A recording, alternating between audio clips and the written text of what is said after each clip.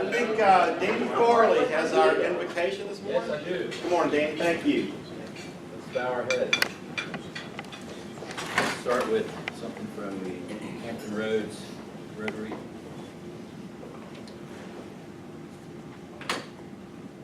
The spirit of service that brought us into Rotary, for the grace of God that gives us this day, for the fellowship which draws us together, for the blessing of our food and drink, for these and all mercies, in God's holy name be praised. One more thing. Lord, as Rotarians, help us always to be patient and kind. Help us not to be boastful, envious, or proud. Protect us from being rude, self-seeking, or easily angered. Teach us not to keep records or wrongs, or to delight in evil, but show us benefits in dealing with the truth. Inspire us to spread peace, hope, and perseverance in helping mankind in our community and throughout the world. Amen.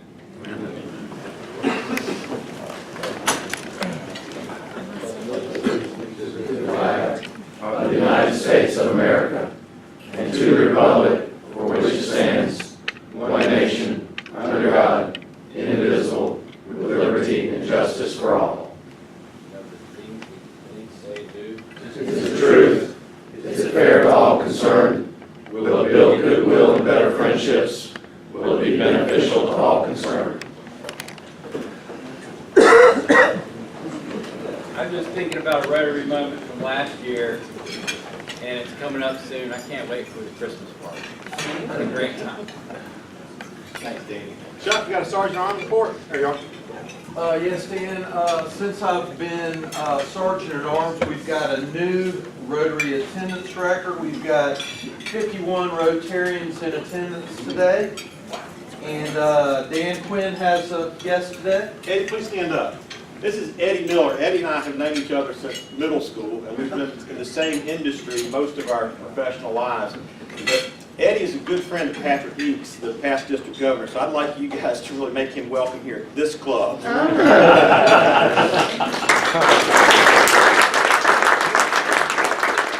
Eddie's a mountain biker, he brews his own beer, he plays the drums, and he likes to cook barbecue. So, What was that about beer? So Patrick Eakes can just, well. So what I'm wondering is, how did he get over here? How come they didn't keep him over there at Crescent? Trophies are here. Eddie, well, Eddie's a smart man. And I know he's in the breakfast line, but Jonathan Smith has a returning guest today. Stephen Bowman. I wasn't sure if David Crabtree was going to claim him or me, but I'm glad to claim him. But you as well.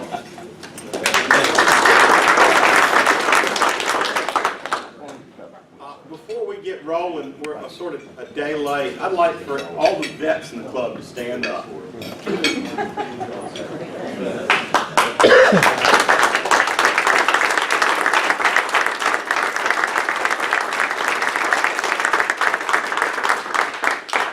We are deeply appreciative. We have, Ashley, do we have any health and happiness? I think everybody's healthy and happy, as We're all far good? as I know. Good. As far as I know. Let me know if you have anything. All right, everybody's well. So that's good. Ralph, did you want to say something? Yes. Pig stock. Are we done with pig stock? I'm going to have the pig stock report here in a moment. We're done with pig Shall I let stock. him go first? Yeah. No, you're All good. right. Well, I'm taking off where Chip left me with the fundraiser next year. So I know it's a little bit soon, but in the next week, I need to form a committee of maybe 6 to 8 people. I hear a lot of ideas out there. So I want to see some of the people who can offer ideas be on this small little board, because I'd like to tidy things up by the end of this month, get everything ordered in December, so we're set for either May 14th or April 3rd. Those are our 2 dates, 2 tentative dates, and I'll let you know on that. But guys, I need your help. So I've got my own ideas. If you want me to roll with it, I'll roll with it. But you might want to help me.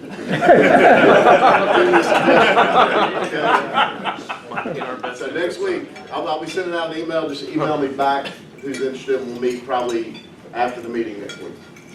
Fantastic, Ralph. Well, we had our foundation dinner last night, and I appreciate everybody showing up this morning because there were a lot of folks at the dinner last night. There was a lot of opportunity for makeup, big stuff. Jennifer Jones was going to be here, but Mike Conrad kept her out all night, and so she is sleeping in. But we did get our new banners, of course, for Gate City, our E-Ray banner, as well as our, what's the other one, Mike? E-Ray and Sustaining, thank you. So it was a great banquet. Mike, you got anything to say about it? No, I just appreciate all the Rotarians from this club. We had 370 in attendance. It was, I think, a record crowd for us. Thanks for everything. We had 19 from our club there. So Yes, we did. It was a great show. fantastic evening. So Robbie Hassel, I know I saw. Could you do a new member induction for us this morning before you eat your breakfast? Good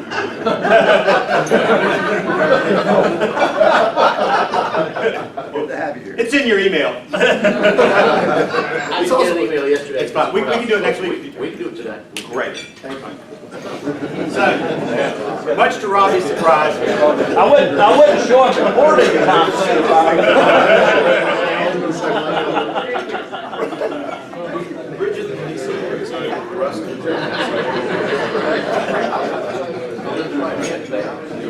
Hey, while Robbie's gathering his thoughts, let me do this, Dan. Sure. Let me just do a pig stock report. How many people here participated in some way or any way at all in pig stock this year? Please raise your hands. All right? That's most of the club. And anybody here not have a blast? I mean, we absolutely had a fantastic time. At pig stock in the rain on Saturday, we had probably between 350 and 400 people. We cooked enough food for how many people, Dan? We cooked for 400. There was not a scrap left. We cooked for 600, but yeah. People eat a lot more. Yeah. So Gate City Rotary in fine form, as you all know, we like to win awards around here. There was a little contest going on between us and a couple other clubs last year. Some last minute rule changes, a few things like that. So we just came back and just flat beat them in all categories this year. And so we took second place in chicken, but Alex Pham from our club took first place in chicken on another team. We actually helped him. He used our tent. We worked together on that. We took second place in beef, only because they couldn't give us all the awards. And so where is Dale Meltzer? Where is Dale? Dale, I have a little award for you, dear. Dale is our very special beef chef.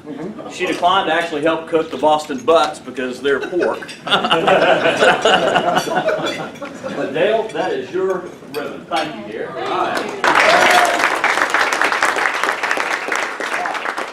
So I've got some other awards I was going to give out, but You also cooked one too. well, but they graded yours, so you got it, darling. That's all I got to say. They ate yours. So, all right. So the one that I'm most proud of is People's Choice, but we also took Grand Champion of Champions, which is because we had the best ribs. We took #1 in ribs. We had a guest chef. Nobody else picked him up. He was best pig last year, and we're related to him in some ways, Dan's stepson. And I called him up and said, Aaron, they changed the rules. We have to do ribs this year. This is a week and a half ago. And I said, can you cook ribs? He said, oh yeah, I cook better ribs than I do Boston butts. So are you cooking for anybody? He said, no, I can't believe nobody asked me to come help. So rather than reinventing the wheel, we brought him in, took a green egg out there, cooked the best darn ribs I've ever tasted. So, but anyway, we won Grand Champion of Champions, second place in chicken, second place in beef, first place in ribs, and top notch in Boston butt. Is Beth here? Beth's not here today. Dr. Hoole, could you tell me what Beth did to help us? Now, normally Emily is the person that does this, but she called in a specialist to help as well. Well, so we had already boxed up what pork we were going to give to the judges when, who was it? It was Steve Wertz and I were doing up the last butt that we had taken off the grill, and Beth tasted it. She was like, oh my God, I think this is better, and we all tasted it and decided it was, so we switched out. The last second. Yeah, it was last second we switched out. Team captain didn't even know, but you know, that's part of what makes a great team, is they'll take the initiative, right? We had a Boston butt. We cooked 4 Boston butts. A couple of them took 4.5, 5 hours. They should have taken 8. One of them took right at 8. And when it came off, I said, man, that thing's burned up. I didn't even open it, didn't even look at it because it was boiling when I looked at it, which meant it was too hot, and that's the one we ended up using. So that's what you got to have a good team for. But here's the most important award, and they haven't filled it in yet, but it says Gate City Rotary, Gate City Rotary, and Gate City Rotary. We raised roughly $4,500, It was a little more, it was about 5. almost $5,000 for pig stock, and Gate City Rotary is still the champs when it comes to raising money and getting things done. And we cook damn good barbecue too. I don't care what that geek says. Thank you everybody who participated. Thank you. Great club effort. Get your big green egg back. It's gone. Well, I helped some of Dan's guys load in their trucks, so I You can can come over to my office, we got a big green egg and a lot of beers. So if our new members can come up, and Dale, if you could come up, we're gonna have a little ceremony here.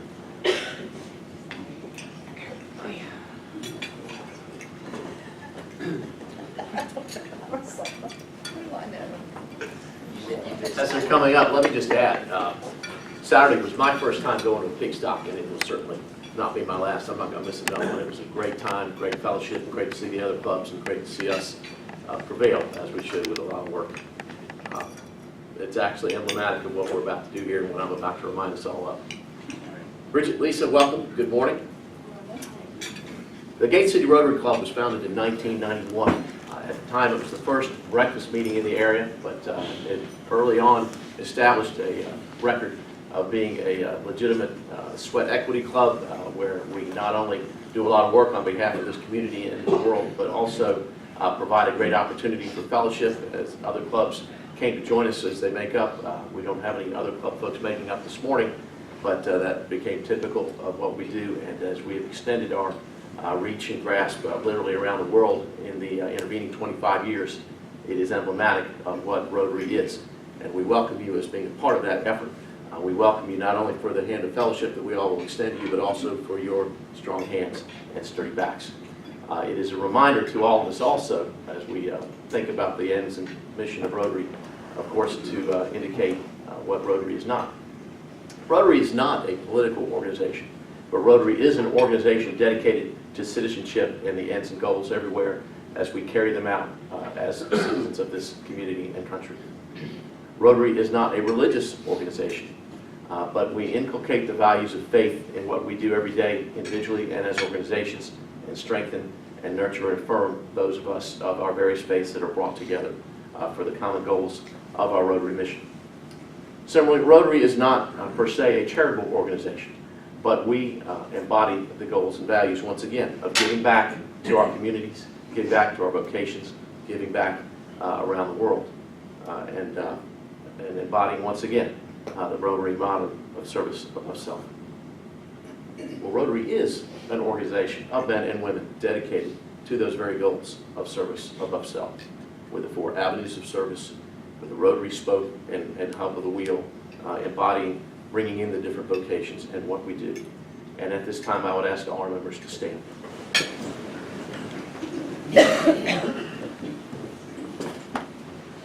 Bridget and Lisa, once again, we welcome you. We value your entry into this great mission of the work we do, and we look forward to your participation in it, as well as the fun and fellowship that we have each Thursday and around this community and around the world. We welcome you and understand and charge you to carry with you that you are now ambassadors of the Gate City Rotary Club and of Rotary International itself. And on that behalf, we will be giving you Rotary pins and other emblems significant with the charge there too, once again, of embodying service above self. These are issues and goals not unknown to you, and we know that you will carry them well, and we welcome you and affirm you for that and look forward to your participation in being a part of this great Rotary family. Welcome once again. Thank you.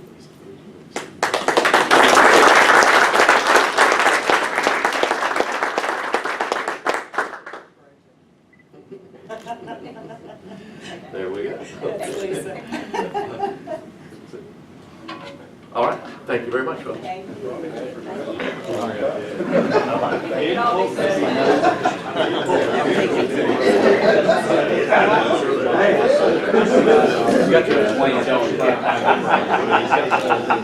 One-arm wall. Football goal. because he's never exactly the same. I think Paul. he's just spinning the table. There he is. He's got the breads now. And he's connected. Yeah, Mike. Have you ever seen Bob talking about his cat? Oh, yes. I actually heard him personally talk about it. Something wonderful has happened. Two things wonderful has happened. First of all, Ben Bracken has scored a trifecta. Oh, my God. He's taking your record, buddy. And here you go, there's your duds, and I've got a tool for you for making next week. This is Flippy the Coin.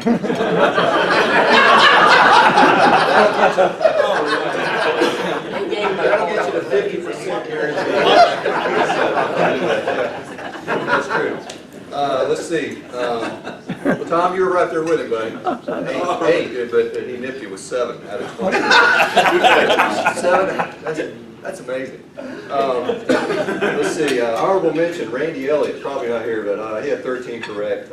Second was Chip Person. It's a pig stock miracle. But this time, for the first time ever, one of my favorites. This goes to show you, persistence pays off. Keeps on going here. This person got 9 out of 10 correct in the college. I mean, that's 90%. That's pretty good. Ashley Wiggles. Oh!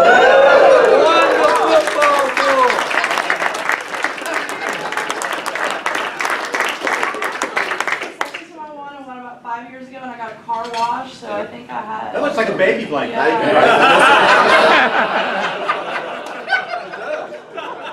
Swaddle George.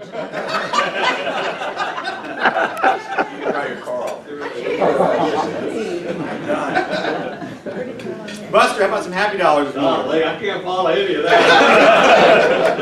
We're happy enough. We're happy enough, aren't we?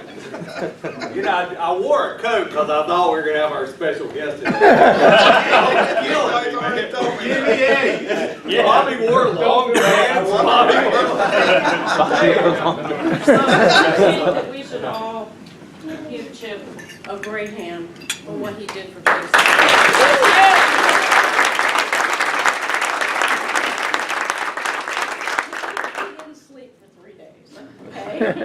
Did all the heavy lifting, and I thank you so much. Well, thank you. I had the most fun of all, I can tell you that. When Chip gets enthused about something, it's going to happen. Ask Rebecca Byerly and wherever she went. Well, as y'all know, Betty had her hip replacement replaced a couple weeks ago, and went to the doctor Monday and for her 2-week checkup, and everything's looking really good. And she took a shower for the first time in 2.5 weeks.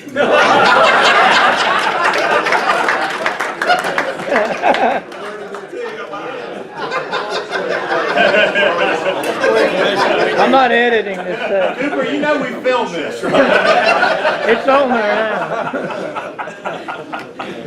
All right, guys. First happy dollar is for Alex Pham. We had actually a friendly rivalry going on with our chicken dishes, and at one point I looked over at the Pham camp over there, and it looked like his grill was on fire. And I actually do not like. There was smoke pouring out of it. I was like, oh my gosh! And I actually went looking for him because he wasn't standing by the grill. And I really thought that there was something wrong. And then next time I see him, he's over there. He lifts the lid, and there's this beautiful chicken on there. I'm like, how did that? I'm saying, if any of you guys grill, you know what I'm talking about. With just black smoke pouring out, but somehow it worked. I think he may have had some in a cooler somewhere. So, whatever he did, it ended up being good. Vietnamese fish sauce. Yeah, it was fish sauce. Nookmon is good. The second happy dollar is it is about Veterans Day.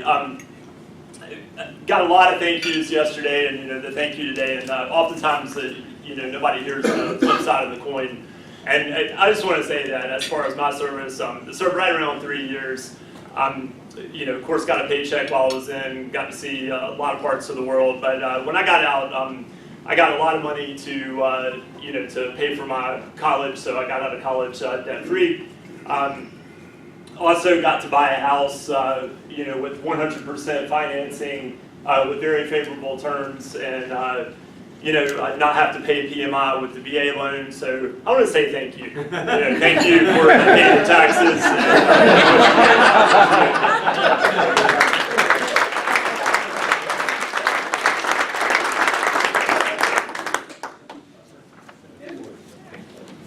I just want to say, so my favorite moment of pig stock, other than doing great things for children in Vietnam, that was fabulous, and other than the winning, you can't forget the winning. And the great food, I mean, that was just some rockin' food, and the great fellowships. You can't forget the doing great things and the winning and the great food and the fellowship. But my favorite moment is I was walking over to Dan and Chip, eating the Doritos that Dale had bought me. Thank you, Dale. And he looks at them and he goes, "Oh my God," he grabs the Doritos and he's like, "I haven't eaten all day." Though I did notice that didn't apply to drinking, because I did see you in the mirror. I had a happy dollar about that. We'll get Walt back here. 6 weeks post-op tomorrow, sling comes off tomorrow. All right.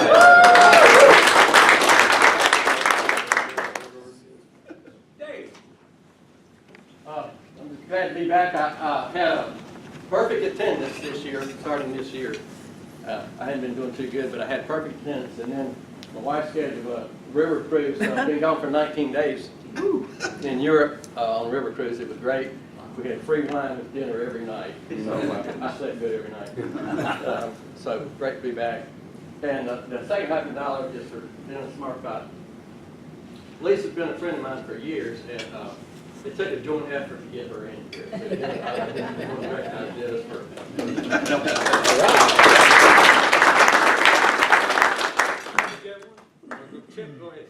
Normally I like to have something funny about Wilder, but I don't have anything like that today. I just want to thank everybody who came out and helped and supported the team for Big Stock. It was a lot of work, but it was a heck of a lot of fun. And we'll be at the lead next year too with everybody's help. It does take a whole team. 2 people can't do it. So thank you. We came together as a club. We did a great job, and we got the iron to prove it. All right. Buster, I got one more, if I may. Let me jump in front of you. He gave me $10. Well, listen. I'll let you go first if you give me. This is $9, not as good. So I was out of town last week, and I was desperately hungry, like a bag of Doritos. It was Doritos I went for. Was craving something. I pulled into this gas station, jumped out, ran in, and I realized, this is probably not the best part of town to be in. It was really a sketchy neighborhood. I had no idea where I was. Just went in, and I'm standing there. There's a long line, and I was feeling a little uncomfortable. And I reached over to grab the Doritos, and I felt somebody approaching me from behind. And so I turned around kind of nervously, and there was a little old lady, and she was looking at me, and she looked me up and down. She said, "Well, where are you preaching today?"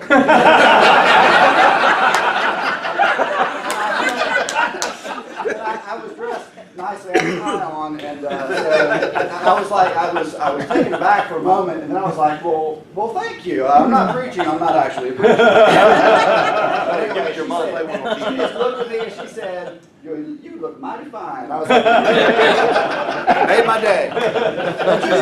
Just tell us what town you were in. That'll explain it. I declined. We tallied pig stock. The head count, as you know, was twice what it was last year in the pouring rain. If you didn't make it, I haven't seen this many members of this club at an event ever. And everybody, it was really the finest day I've seen for Gate City. The $10,000 that we raised, half of it came out of this club. If anybody out there saw a club having fun, it was Gate City, and I deeply appreciate it. Everybody participated, and everybody that couldn't make it this year, please try to get on the calendar next year. Not for any other reason, but it is a great time for this club. So thank you. Good deal. All right. Well, Grandpappy, he always gave great marriage advice, and he always told me, he said, whenever you're speaking to your wife, always keep in mind that this conversation is being recorded for quality and training purposes.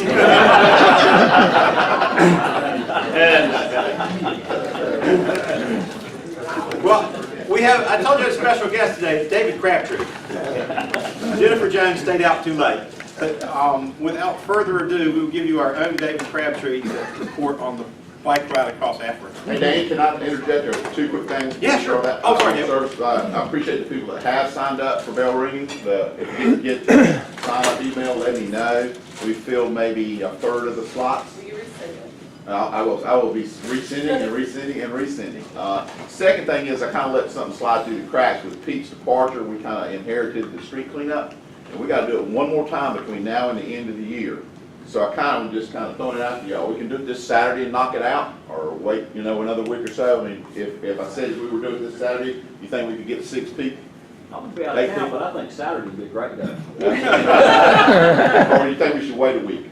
Let's do it. Thanksgiving week. Let's do it. You want to do it this Saturday? Okay, so that work? Send out a note. I'll send out a note. We'll do it We don't this need to sign Saturday. up, but send out a Okay, note. sorry about the interruption. No worries. Thanks. Dave?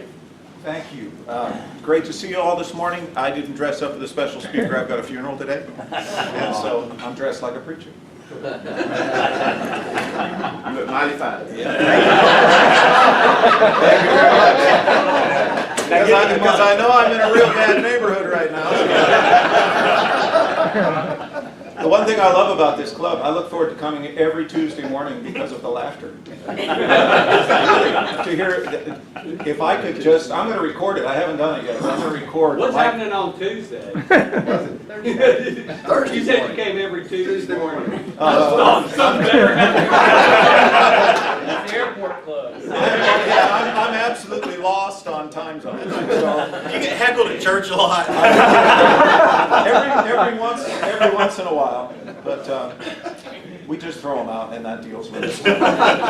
Never thought I'd get to the place where I saw so many elephants that it didn't make you want to stop and take a picture. In Africa this year, we were riding across Botswana. We left South Africa through Botswana, Namibia, and into Zambia. And as we're riding across Botswana, we hit about these 4 areas where there were so many elephants. It was like elephant overload, and you don't get to see them in the wild very often, and it was really a rare deal. And just after we arrived in Africa, my sponsor came over and said, "Hey, somebody's donated a drone. Do you know anything about drones?" I said, "No." He said, "Well, let's unpack the thing." So he unpacks it, puts it together, and with his iPhone, he learns to fly this drone. And so I got a little bit of drone footage of you might enjoy if I can make it work.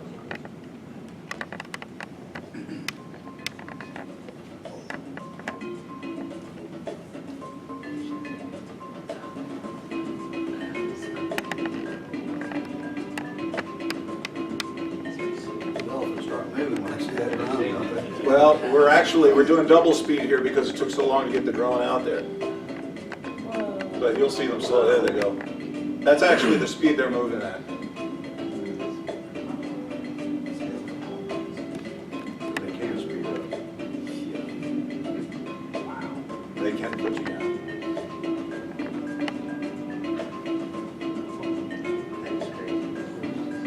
How far away were you when this was being shot, did you say?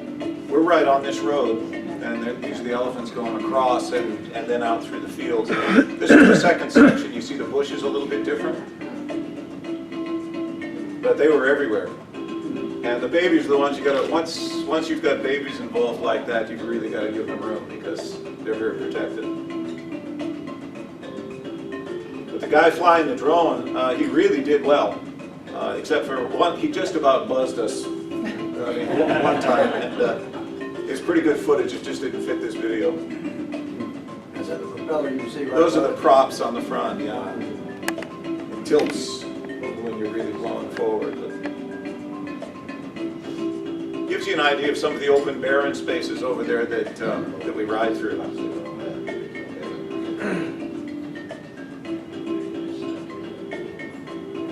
You guys passing somebody? Looks like you're on the wrong side of the road, David. That takes a little getting used to. Anyways, thought you might enjoy seeing that. Wow. Wow. About 10 years ago, decided that my investment in cycling and my hobby needed to pay off for another passion in my life, and that's world missions. And So I decided that I'd use my cycling to raise money for projects, and started looking for projects and batted around a few here in the U.S. and a few buying vehicles from missionaries, that type of thing. But then actually got bitten by the bug for Africa. Started doing some work in Africa, and while I was working there, a door opened up for us to take bicycles over and ride big mileage in Africa. And when you do something big, you do something epic, people will throw money at it. It's just kind of interesting. If you guys could do pig stock where you're pulling the cookers, you'd make a lot more money. Yeah, you need multiple pig stock, is what you need, and then you can really raise a lot of money. But I'll spare you that whole journey as to how Hope Ride evolved into what it has, just to tell you about the journey we took a couple weeks ago. Bottom line, I ride for kids, for the poorest of the poor in Zambia. The worst poverty I've seen in my life, and I've been in a lot of places in the world, the worst poverty I've seen in my entire life is in Western Zambia. Eastern Zambia that's where the development money went. Lusaka, that's where the money went, that's where the government is. Western Zambia is literally, it's like there's a partition and it's cut off, and it's mud hut Africa. It's really a tough place. But clean water there makes a huge difference. Missionary efforts there make a big difference. Education makes a huge difference. Compassion makes a big difference. And so we're involved in Western Africa. We're partners with the ministry called Reaching a Generation, and we're based in South Africa. I serve on their board, although I was involved with them 8 years before I ever got involved in their board. What we do is we go over and we ride at least 100 miles a day. I take a team of riders. We go at least 100 miles a day, cover some major mileage, and we see incredible. Last year it was across, actually it was from the Atlantic to the Indian Ocean, so we crossed the entire continent. This year we went through 4 nations. Next year I think we're going to do the same, because it was really an excellent ride. We're going to change it up a little bit. But we ride the big mileage, and the big mileage brings in big money. And we're right now just past 70,000 raised this year, and more money is trickling in. So far, great work. My goal before I hang up my bike is to raise $1 million through Hope Ride, and we're at about 300,000 right now. So I've got a ways to go and a few more Hope Rides to do. We started our journey at our base in South Africa, which is just in the northern part, right here, the northern part of South Africa, a place called Mokopane, and then up through Botswana. Actually, this is inaccurate. The mapping program wouldn't do it quite right. You see that little neck up there in Namibia? It's called the Captivi Neck, and we actually passed through that. It gave us our 4th nation, but also our routing worked a little bit better that way. But it gives you an idea of what we crossed. We had a couple of moderate mountain ranges that we had to go over, but it wasn't nearly as arduous a trek as we had last year. Here we are starting out. Here's my team. And of course we're reading the Northwest Observer, as everybody does all over the world. But Matt Rand is standing in the background there. He manages our facilities over at Calvary, but he goes as a support guy every year. Chuck Furr is a businessman here in town, former Rotarian. Keith Hobson runs the Biscuitville over on Bessemer Avenue, also a businessman. And these guys are my riding partners. And this was a veteran team this year, and they were just really, really awesome. Day one felt like we were riding out in the Old West. Looks like something you might see out there. You see a lot of this type of landscape. But then it started going uphill, and this is the same day. It's just a lot more difficult. We're on a 10-mile climb here up through a pass, and it just wouldn't quit. There was no flat place, even in the turns. It stayed at about 7%, 6 to 7%, and it just kept rising. And you'd come around the corner and you'd say, I hope that we're there, and you just see it going up again, and then there'd be another ramp and another ramp. And I came down this past 4 years ago on the first Hope Ride, and so I knew it was long, but I forgot it was that long. But this was just pure pain. And we climbed close to 1 mile in elevation this particular day, and we finished our first day at 19 miles an hour on average, even with this climb. It was the fastest day we'd ever recorded on Hope Ride, and so our hopes were really up. And here we are reclining. We call this glamping. This is luxury accommodations. These tents have got protective shells over them, and it's at a hunting camp. We were well taken care of. The food was great. By the way, when we arrived in South Africa, we had a really exotic meal waiting for us at the lodge. We ate giraffe, and if you haven't had giraffe, I've got to tell you, the flavor is wonderful, but it's very, very chewy. And it also makes you really unpopular generally with children when you come home and tell them that you ate the draft. Don't do that, by the way. Don't do that. You don't open the Sunday school class by saying, hey, I ate Marty or whatever. So it doesn't work very well. Next day, we're back at it for a 110-mile segment, and for the first 90 miles, it was a perfect day. It was a perfect day until it wasn't a perfect day. We had a large double tandem truck coming down on us, and you can hear them coming from a long ways off, and these boys, when they get out in the flats, they roll. There's no speed limits out there, so they're just getting it for all they're worth. And here we are going 20, 25 miles an hour with a vehicle behind us to protect us. When they go by on the outside, if they go by at a moderate speed, then it's no big deal, although sometimes they try and get cute and pull in on top of us. We have no shoulders, so it can get a little bit dicey. But when they're coming full speed and they don't slow down, it can get just a little bit dangerous. So our follow vehicle always comes up really close to us and almost laps us, so that when they go by, we have a little bit of protection, and it usually works really good. We have a little bit of protection, and the pressure wave doesn't hit us quite so hard, because the pressure wave of one of those double tandem trucks coming at about 70 miles an hour, that pressure wave will just about put you in the ditch. So we were doing that. Our follow vehicle came close. The big trucks, were rolling by all day. Everything had gone well. I was in the number 3 position in the back position, and just riding along. I heard the truck coming. I knew from the sound that he was really coming fast. I felt our follow vehicle come right up beside us, and out of the corner of my eye, I saw him right here. When the truck went by, the pressure wave hit the follow vehicle so hard it pushed the follow vehicle over, and suddenly I felt something hit me on the hip. It was our follow vehicle. Front quarter panel touched me on the hip, bike flipped, and basically what happened is that bike flipped in such a way that my hip was drilled into the roadway. And then anytime you go down on the roadway over there, it's kind of like falling down on top of a cheese grater.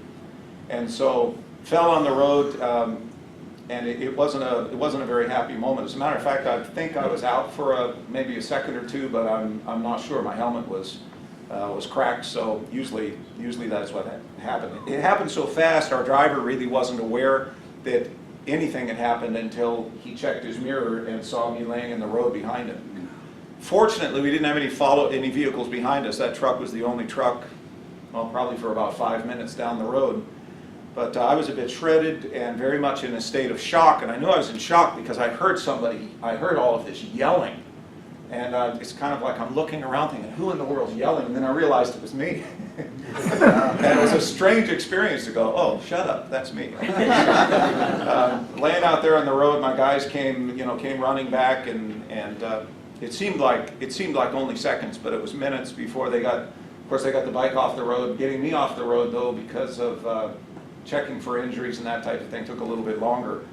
But I knew that something was really, really wrong. I've fallen several times. As a matter of fact, I've figured it out. I've got math for this. I've been riding for 15 years, so I've got all my data. I track all my data. And here's the way it works out. If you're going to ride a road bike, you're going to fall. You're going to fall about every 10,000 miles. 1 in 3 of those falls is going to be a bad one. And so I've got 3 behind me. The good news is I had this bad one, and so I've got like 30,000 miles of riding in front of me that should be really good if it works that way. And I've fallen enough to know, you're always going to take some road ration. It's always going to hurt and all. And I kind of know what that's all about. But I knew something was a little bit different, because when they got me up, I could stand on both feet, but I couldn't move this leg forward. No matter what I did, I couldn't walk. And so they carried me off, and our sponsor over there has got a lot of experience as a vet. I think I shared that with you last time, so that's really good. And he said, well, first of all, we've got to disinfect these wounds. And so up my leg and my hip and my shoulder and my arm and all of that, he pulled out this stuff that he got from the South African military, and we since have named it Liquid Hell. If you really want to know what it feels like to go to hell, just have Jacques clean you up with what he's done in his bag. I've got to tell you, I was prepared for it. I was ready for it, because I've done the stuff that you put on here, and I mean, this stuff was absolutely unbelievable. I think I saw visions and dreamed dreams and went to the third, well, not the third heaven, but I went somewhere. But after he cleaned me up and got the wounds cleaned up, I could not walk, and so I thought maybe my hope ride was over. I thought my hip was broken. But again, my good vet did a lot of articulation with that leg, and he said, no, your hip is fine, because if your hip was broken, this would have knocked you out if me doing this to your leg. So he said, your hip's fine, but something, you're probably messed up some other way. Now, in a moment like that, you think, well, the smart thing to do is go to the hospital, and that's true. If you're living here in the U.S., that's a smart thing to do, but you don't do that in Botswana. I've been to the Botswana clinics out in the countryside, and you don't want to go there. I'll take my chances with a vet. And so I asked myself the question, can I pedal? And so I asked the guys against their protests, I said, just carry me out. And they said, by the way, they said the first words out of my mouth when they found me on the road was, check my bike. So I don't know if that's true or not. Like I said, I was a little bit out of my mind.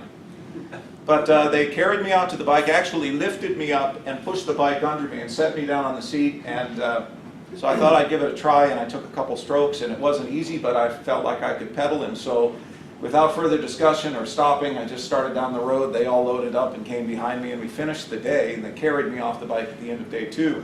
We stayed with Rotarian friends. Rotary is absolutely essential. We've got partners down in Francistown, in Salibe Piquet, in Mokoponi, and we would have Rotary partners up in Zambia, but there's no Rotary anywhere near where we work.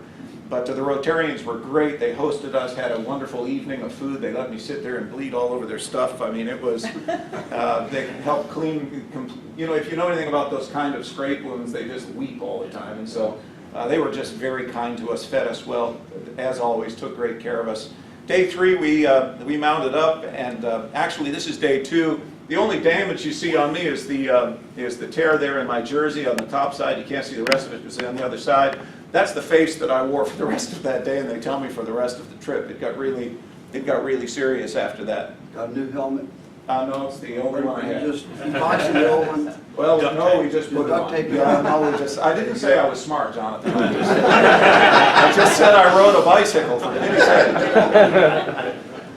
And so we mounted up, and as long as I was pedaling, I was kind of okay, but I had to stay in the saddle because I couldn't throw my leg over the bar, so to stop the bike and get off to do it. So I learned to take my brakes on the bike pretty much. There were elephants everywhere. We came upon this water hole, and one herd has just gone off over the horizon, and this herd has come in, and we stood there for about an hour and just watched them from close range like this.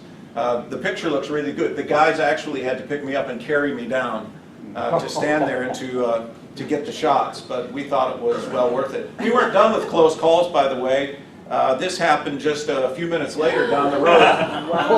We're rolling along, and we've got this ostrich, and he's off here on the side, and he's looking at us, and then he starts pacing us. And it's wild, because we're going about 21 miles per hour, and we're head down, and we're rolling. We're watching this ostrich on the right side of the road, and he races ahead of us. They're really fast. He races ahead, looks to the right like he's going to blow off into the bush. Then he looks at us and he races us some more. This goes on for about a mile. And so we're having a good time watching this ostrich, and all of a sudden, I mean without any warning, he peels left. And this was Jacques out of the truck, because he's watching it in the mirror in the front vehicle. He actually is hanging the camera out, and he's been snapping like this, and he just happened to grab this picture. Have you ever wondered where they got the idea for the Roadrunner? Now this dude, by the way, if I'm standing next to this ostrich, the top of my helmet comes to the top of his body. That's how big these dudes are. Was there any thought of getting in the car and just saying abort? I take you back to the comment to Jonathan. No one ever said I was smart. So. Was there any thought about having the ostrich for ostrich murders? Actually, there are some. That's another conversation. There are some ostriches on the game farm that we have over there, and my understanding is it's delicious. When you can't find a giraffe. Yeah, if you can't find a giraffe, if you make all the zebra you can stand, and then you go to the ostrich. So why did the ostrich cross the road? That's the question. I was going to ask that, Chip, stealing my punchline. More and more elephants, elephants right along the road. This is just kind of the way it goes over there. Getting off the bike was really brutal. This is me on a break. The other guys, you see they're back getting peanut butter and getting some bananas out of the follow vehicle, and I'd sit there, they'd bring me some food, I'd choke down a little bit of food, and we'd get on down the road. Days 4 and 5 were just really hard work, and by now I was really certain that something was desperately wrong because I wasn't really doing well. I wasn't sleeping well. Thank God for Ambien, because it knocks you out for 4 hours at least, and so that helped along the way. But the temps also were starting to rise. We were supposed to be in winter temperatures, and so it should have been really moderate. But by the time we hit the northern part of Botswana, it was running up into the 90s during the day. And Jacques said, I just got a weather report, the next 2 days are going to be brutal. And How long of a trip was it supposed to be? 600 miles. But how many days? 6. Yeah, 6 days. And those pics were taken, this is day 6, those last pics were taken on day 5. I can tell by the color of the kit that we have on what day we're on, but this was on day 6. And this was simply the most awful day I've ever experienced on a bike, not just because of what was going on with my body, but the terrain was absolutely horrible. This is the elevation. These are 20-mile blocks that you see on the grid, and this is just taken off my computer. But this is what the last day was like. And when we got off the bikes and we checked the temperature, it was 109 degrees. And we wondered why we had absolutely been swilling water. I mean, we drank almost everything they had in the truck because it was so hot. But it's on day 6 that we finished. And we finished with about 140 children shoved into this little tent out in the middle of Zambia. And this is some of the product of the work we've been doing over the last 4 years. There was nothing. And now we have a number of children's Sunday schools. We're drilling wells. We just put down our 19th well all over that area. We're involved in humanitarian work within these villages. We're helping them plant crops. It's an incredible thing that's going on. When we arrived, I was absolutely, as a matter of fact, I'm still in the vehicle. They had to put me in the vehicle to take me from the road back to where the tent was. My guys are over there on the side. They came back and carried me in. When I got in that tent and those children were singing, I mean, they were singing at the top of their lungs. It was one of the most incredible experiences. You talk about something that will just heal you. And I just stood there in awe of these kids. They all had on black Hope Ride t-shirts. And I don't know where they came from. I don't know who thought of it, but all of the kids were in these black T-shirts, and it just kind of gave me a chance to look and see what it is that we've been doing. Just so you see what we're doing in Zambia, the next day was a scheduled rest day for us. This is our base. 4 years ago, there was nothing. This is above the Zambezi, and we have a base. These are the outside chalets for the teams that come in, and U.S. and German and various teams come in and work for a period of time there. We also have a permanent housing and a small, like a restaurant cafe type thing there where we feed everyone who works within the ministry, and also where we're organizing all of the packets that go out to feed in the community. But I apologize for the quality of the pictures. You don't get a real sense of the base, but I really was feeling terrible that day, and I wasn't up to taking a lot of pictures. This was my favorite place, out on the deck at one of the base houses, and from there looking right out over the Zambezi. And every once in a while you see something stir the water down there. It's full of crocodiles, and it's an interesting place. We were able to go tiger fishing, and Chuck Furr had a massive tigerfish on, and he lost it at the boat. Look, it's a preacher telling you the story. You're just going to have to. I'm telling you, God is my witness. God is my witness. That dude was like this and had a mouth like that, and well, like that. But anyways, it was an incredible place. Here's sunset over the Zambezi. This was shot off one of our pontoons. We use the pontoons to go up and down the river with the various ministries that we do there. And this is what we do on Fridays and Saturdays. Our teams are out, trained children's ministry teams are out, and we're doing ministry at these little places down on the Zambezi River, and people come out of the villages and the children come down. Now, they wouldn't do that generally with strangers, except that we have so much goodwill with them because we're drilling water wells in their villages and we're involved with compassion ministry. So we build a relationship first. We're not going in there saying, our whole thing is we just want to tell you about Jesus. We do, no apologies. But we realize we've got to be holistic in our approach because these people are in desperate, desperate need. So that's kind of what we do. And about 10 minutes from this place, we've drilled a well, and I'll show you that one in just a moment. This little girl there's always one that breaks my heart and steals my heart because she was as well dressed as any of the kids there. She was about 4 years old, and they were singing one of their songs, and I caught her dancing. And I shot I just had to shut her down because she She just was so alive. And I looked at this child and I realized she is about 9 years from being given to some old man as a third or a fourth wife to produce children that will work in a field. She'll be dead by the time she's 42. And that just shouldn't happen. And we can't make a difference unless we make a difference in the generation that's coming up. Everything else is so inculcated. The only way that we're going to be able to make a difference is with the children. And so that's why we're there, and that's kind of what we do. That's what drives us. This is the pontoon, and the screen's up, and the sound system's up, and we've got songs, and we've got dances, and they've got programs. We do a little thing where if they come, they get these little tokens, and they have no idea as to the value of money. You turn in money and you get something for it. It's never crossed their minds. We've got these little tokens, and with those tokens they can buy, it's not toys and that type of thing, but as they come, they're able to amass those tokens, and we teach them just the basics of addition and subtraction and things like that with the tokens, and they can buy like a t-shirt, they can buy underwear, they can buy just some necessities. And so with that little store off to the side, it's a fun thing for the kids too, but our kids ministry team works with this type of thing. The man in the white here, this is the Induna, he's the chief of the area, and I wanted to bring him up and let me just blow through these. This is our well drilling rig. Last year we had a donor give $250,000 so that we could get a brand new rig, something durable enough to do what we need to do there. And so what a gift that was. It was imported from India. It was all put together in South Africa. It was trucked up to Zambia, and it has changed our operation there dramatically. This is the little village that we've drilled a well in. This one's special to me because this is the village where we drilled a well in memory of my father. And my mom threw the money in, and we've got a solar well there. We can put solar wells, solar-powered wells, out in the outback areas. We can't do that in the city areas because the solar panels will be stolen, but out here we can, and the solar wells work really well. Next, this is me with the Induna at my, okay. This is at my dad's well. This is one of the gardens. Zambia right now is in a terrible drought, and yet with water close by, they can grow crops right there around the village, and we saw these little gardens everywhere, and they're producing, and they're changing the face for the village in the midst of drought.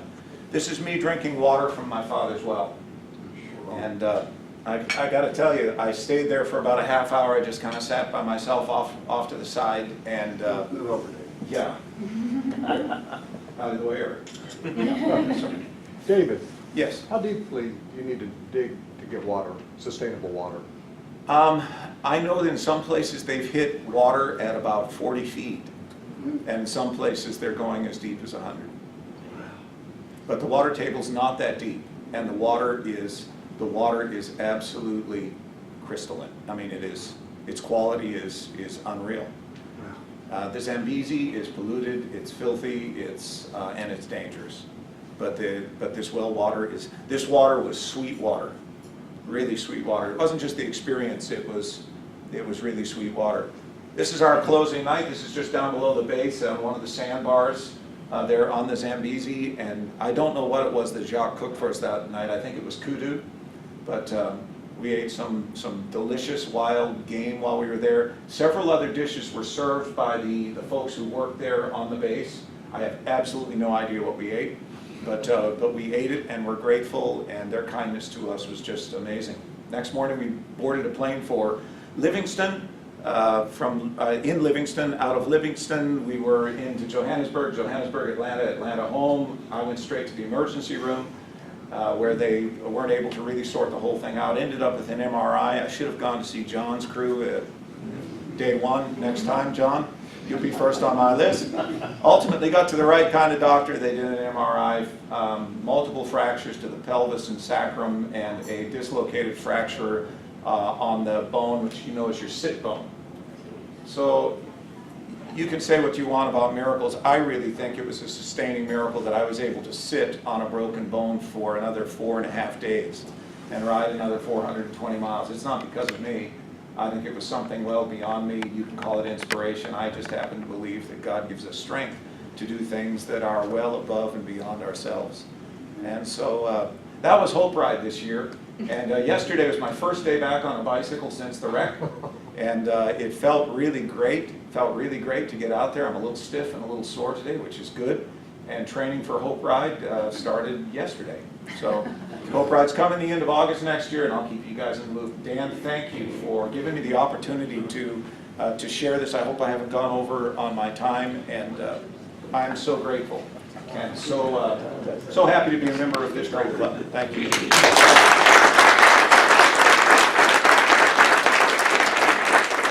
Hey, we'll take questions after the bell. So, David, you'll do the honors. 078, 9078.